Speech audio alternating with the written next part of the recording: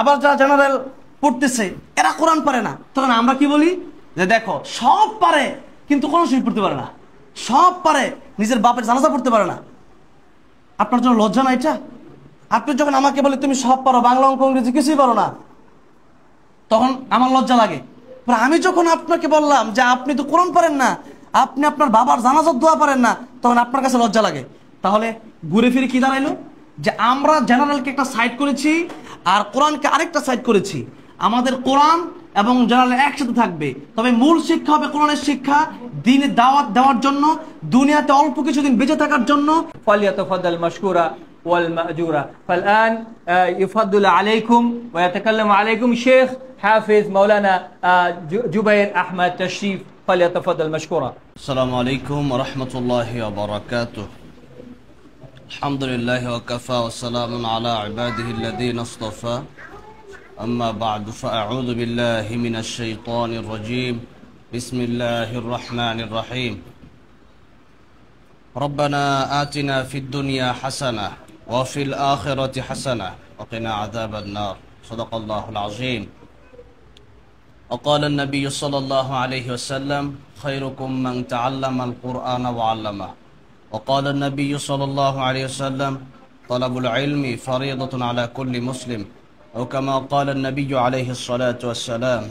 Global Peace International School and মাদ্রাসাও বলতে পারি, যদিও স্কুল অ্যান্ড মাদ্রাসায় দুইটা বিষয় আমরা আলাদা আলাদা দেখি, কিন্তু এই দুইটার বাংলা ভাষা যদি আমরা বলি তাহলে প্রায় একই। মাদ্রাসা এটা আরবি শব্দ, স্কুল এটা হচ্ছে ইংলিশ শব্দ। এখানে দুইটা বিষয় এই জন্যই বললাম। আলহামদুলিল্লাহ, আল্লাহর শুকরিয়া, বাংলাদেশে আল্লাহ রাব্বুল আলামিন এমন এমন রত্ন রেখেছেন। আজকে আমার বাম পাশে যিনি বসা আপনাদের সামনে, আমি ওনার সাথে যখন আমি ভয়েসে কথা বলি, আজকে ফার্স্ট টাইম যদিও দেখা, ভয়েসে যখন কথা বলি তখন আমার মনে হয়েছিল যে ওনার মাধ্যমে বাংলাদেশে কিছু একটা করা সম্ভব। একদিকে জেনারেল শিক্ষা, একদিকে কোরআনের শিক্ষা, দুইটাকে যদি রাখি। আমি আপনাদের সামনে খুতবা শুরুতে একটা আয়াত পড়েছিলাম, রব্বানা আতিনা ফিদ দুনিয়া হাসানা ওয়া ফিল আখিরাতি হাসানা ওয়া কিনা আযাবান নার। এই আয়াতটা কেন পড়েছি? এই আয়াত পড়ার মূল কারণ হচ্ছে যে আল্লাহ রাব্বুল আলামিন এই দোয়াটা নিজে আমাদেরকে সূরা বাকারায় শিক্ষা দিয়েছেন যে এই দোয়া তোমরা করো। আমরা অনেকে কি মনে করি জানেন?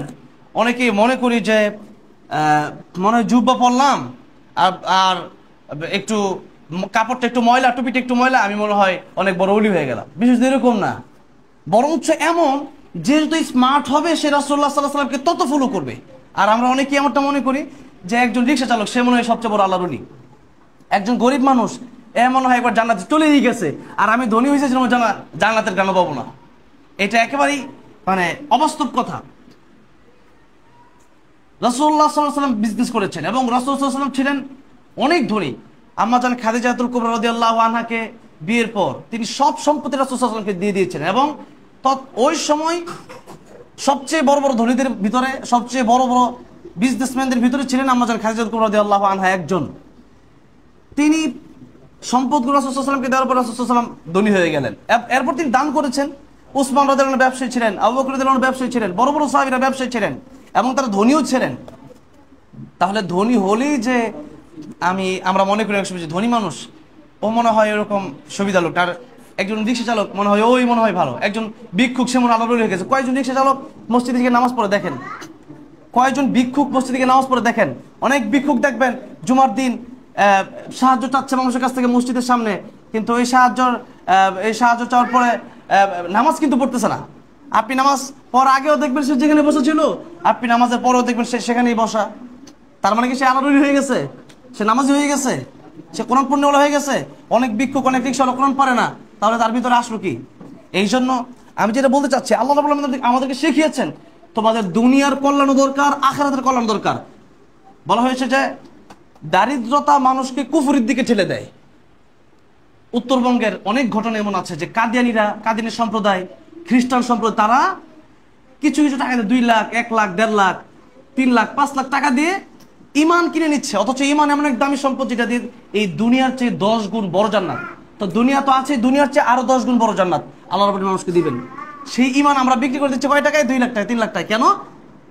এই যে শিক্ষা না থাকার কারণে, কোরআনের শিক্ষা না থাকার কারণে, আমরা না বুঝার কারণে। এই জন্য টাকা না থাকলে এটাও একটা বিপদ। যেমন টাকা পয়সা না থাকলে মানুষ যা ইচ্ছা তাই করে, যা ইচ্ছা তাই করে, ডাকাতি করে, চুরি করে। কেন করে?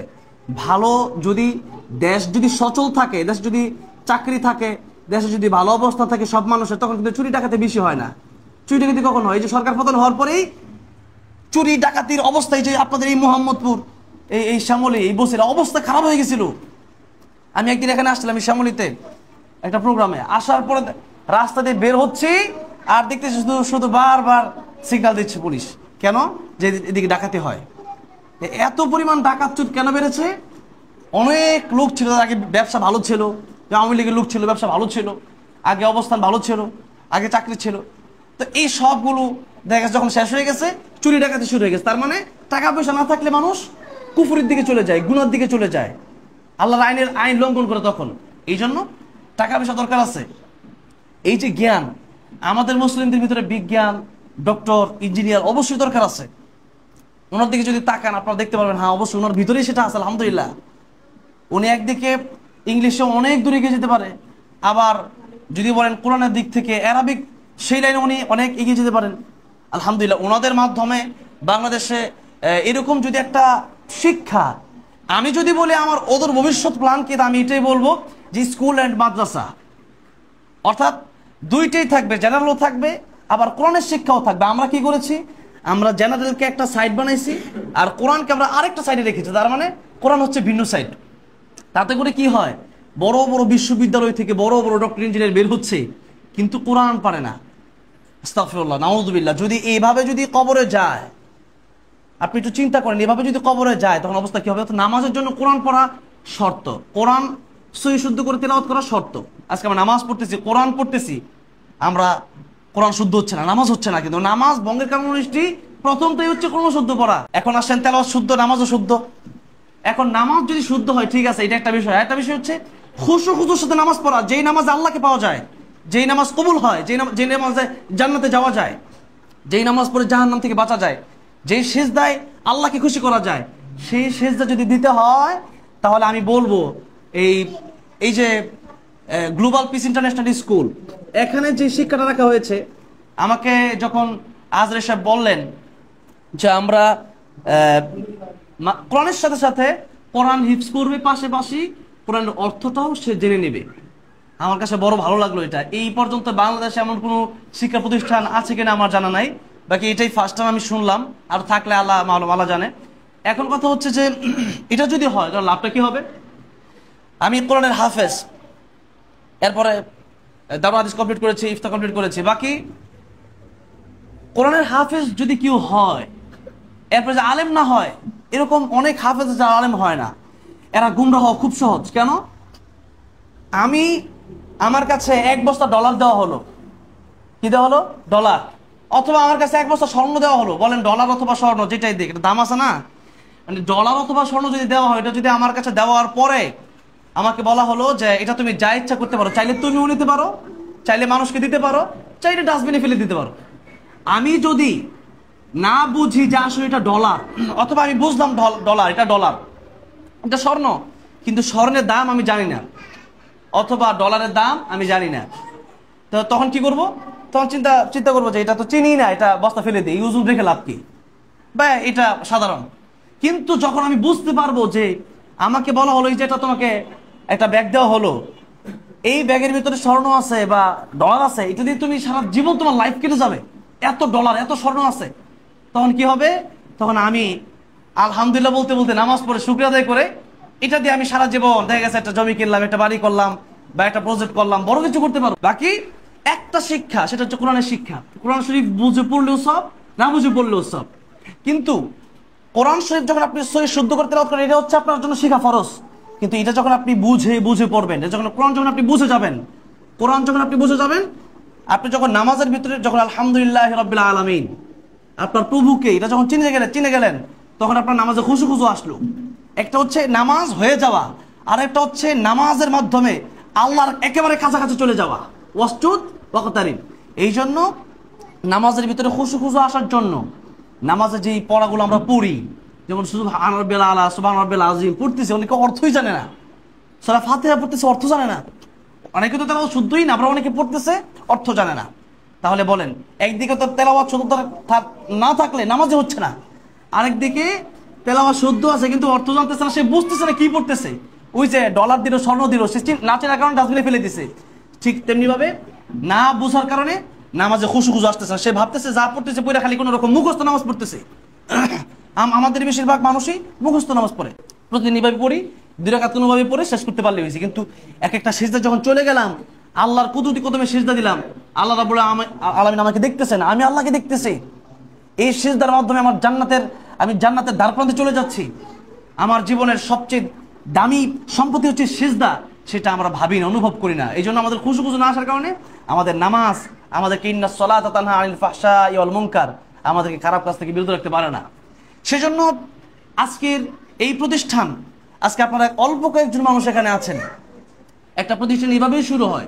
এই যে জেনারেল এবং কোরআনী শিক্ষা, এই দুইটা বিষয় একসাথে করার প্ল্যান আমার মনে হয় মিজানুর রহমান আজহারী সাহেব, উনি বাংলাদেশে যেটা করছেন, মাজুল হাসানা ফাউন্ডেশন যেটা করছেন, এটাতে উনি এরকম হয়তো প্ল্যান করছেন যে কোরআনিক শিক্ষা এবং জেনারেল শিক্ষা দুটিই রাখবেন। আমরা শিক্ষাটাকে যদি মূল ধরে নিই, মূল কি শিখবো, তাহলে মূল কোরআনী শিখতে হবে, আমার মূল কোরআনী শিখতে হবে, এরপর আমাকে জেনারেল শিখতে হবে।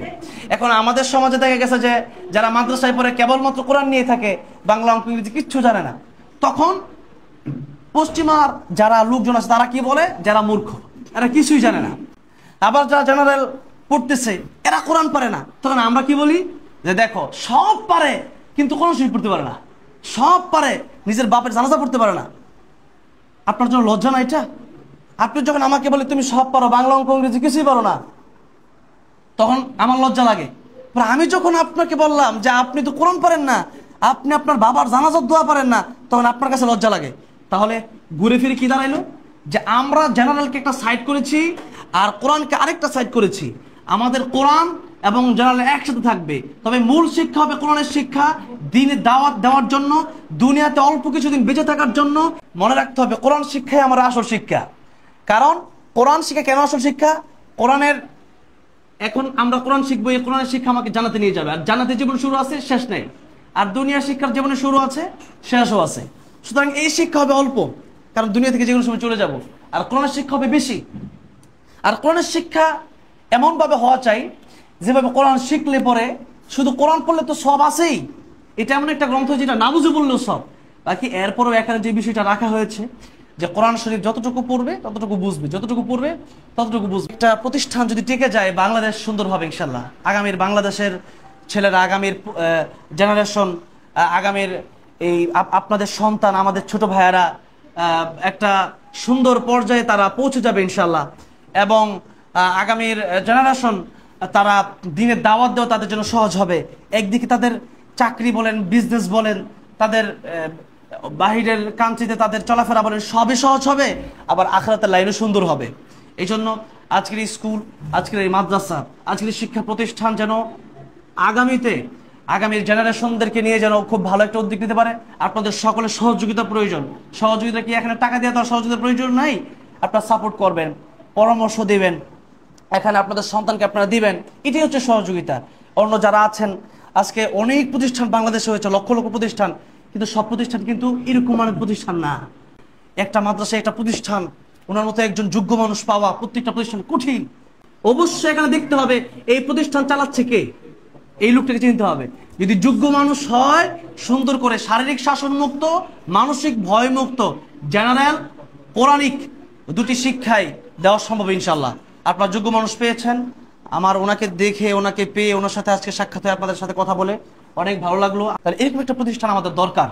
এরকম একটা প্রতিষ্ঠানের মাধ্যমে শুধু বাংলাদেশ নয়, পুরো বিশ্ব উন্নতি হবে ইনশাল্লাহ। এবং আমরা যদি কোরআনের সাথে জেনারেলটাকে রাখি, আগামীতে মুসলিমদের সংখ্যা, আজকে 2.5 বিলিয়ন খ্রিস্টানদের সংখ্যা যেটা আছে, আমরা ইনশাআল্লাহ মুসলিমদের সংখ্যা খ্রিস্টানদের চেয়ে এবং যত ধর্ম আছে সব ধর্মের চেয়ে মুসলিম ধর্ম এবং মুসলিম উম্মাহ অনেক বেশি এগিয়ে যাবে ইনশাআল্লাহ।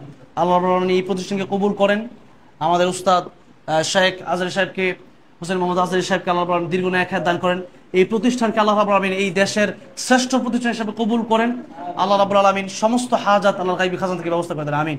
আসসালামু আলাইকুম ওয়া রাহমাতুল্লাহি ওয়া বারাকাতুহু।